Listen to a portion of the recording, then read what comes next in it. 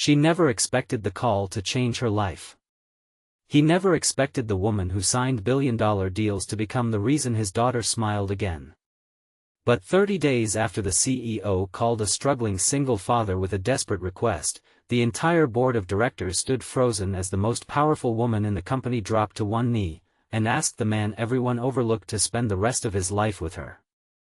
If you believe kindness is stronger than pride, forgiveness is more powerful than revenge, and everyone deserves a second chance, please take a moment to like this video, leave a comment, share it with someone who needs hope today, and subscribe to our channel to become part of our growing family.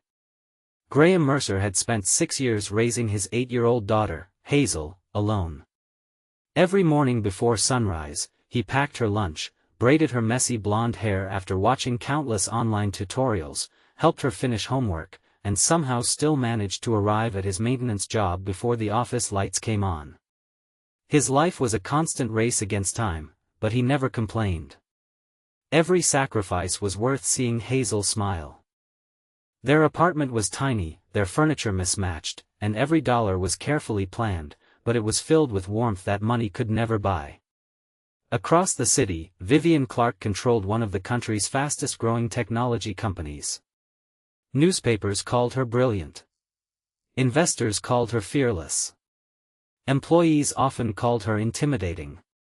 She had built the company after losing both parents before the age of 25 and had spent the next 15 years convincing herself that success could replace loneliness. She lived in a beautiful home, drove expensive cars, and commanded respect everywhere she went. Yet every afternoon when she returned to an empty dining table, silence reminded her that achievement could never hug her after a difficult day. The company had recently launched an ambitious community innovation project designed to provide affordable educational technology to underfunded schools. Everything depended on a prototype that was scheduled for public demonstration in 30 days. Then disaster struck. During a routine inspection, a critical hardware failure threatened to destroy months of work. Several engineers had already quit after exhausting every possible solution. Investors were preparing to withdraw support.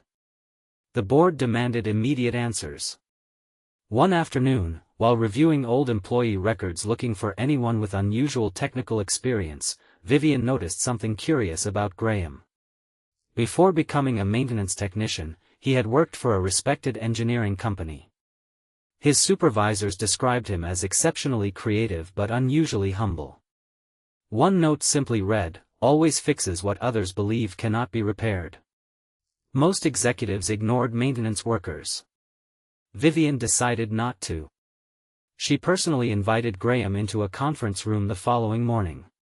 Instead of finding an ambitious engineer desperate for promotion, she found a quiet father wearing worn work boots, carrying a lunchbox decorated with cartoon stickers that clearly belonged to Hazel. He looked uncomfortable sitting across from the woman whose signature appeared on every company announcement. Vivian explained the impossible situation.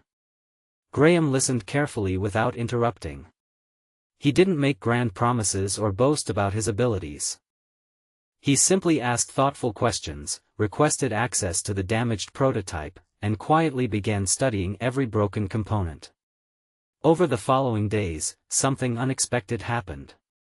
While executives argued over budgets and deadlines, Graham patiently worked through every technical challenge with remarkable creativity. Instead of blaming others, he encouraged discouraged engineers. Instead of demanding recognition, he celebrated every small breakthrough made by the team. His calm confidence slowly transformed an exhausted group into people who believed success was still possible. Vivian found herself visiting the workshop more often than necessary. At first she claimed she was checking progress. Eventually she realized she simply enjoyed watching Graham work. He treated everyone with equal respect, from senior designers to janitors. Whenever Hazel visited after school, the entire workshop brightened. She knew everyone's names, thanked people for helping her father, and proudly carried a notebook where she drew inventions inspired by the engineers. One afternoon Hazel accidentally spilled juice across several printed design sheets. She immediately burst into tears, convinced she had ruined everything. Before anyone else could react, Graham knelt beside her, gently dried her tears, and told her mistakes only became failures when people stopped trying to fix them. Together they carefully recreated every damaged page. The engineers watched in silence, realizing the lesson wasn't really about paper. Vivian had negotiated billion-dollar contracts without emotion, yet watching that simple moment left her speechless. As the project continued, Graham's influence reached far beyond technical repairs. He noticed exhausted employees skipping meals and quietly organized shared lunches where everyone contributed something small. He encouraged young interns whose ideas had been dismissed. He thanked security guards by name every morning. The culture inside the building slowly changed. People smiled more. Departments cooperated instead of competing. Productivity increased naturally because kindness spread faster than pressure ever had. Vivian couldn't understand why one ordinary man had accomplished what expensive leadership seminars never could. Curious, she visited Hazel's school community fair during a company volunteer event. She watched Graham helping children build simple science projects from recycled materials. Every child believed they were capable of becoming inventors because he believed it first. Parents admired his patience. Teachers praised his generosity. No one mentioned his financial struggles because he never allowed hardship to define him. Driving back to headquarters that afternoon, Vivian realized she had spent years measuring people by achievements while Graham measured them by potential. The project reached its final testing phase with only 1 week remaining. Then another crisis struck. A competitor leaked false rumors claiming the company had copied its technology. Investors panicked. News outlets questioned the company's integrity. The board suggested canceling the launch entirely. Instead of defending himself or blaming others, Graham calmly suggested releasing every stage of their development process publicly. Complete transparency would prove the accusations false.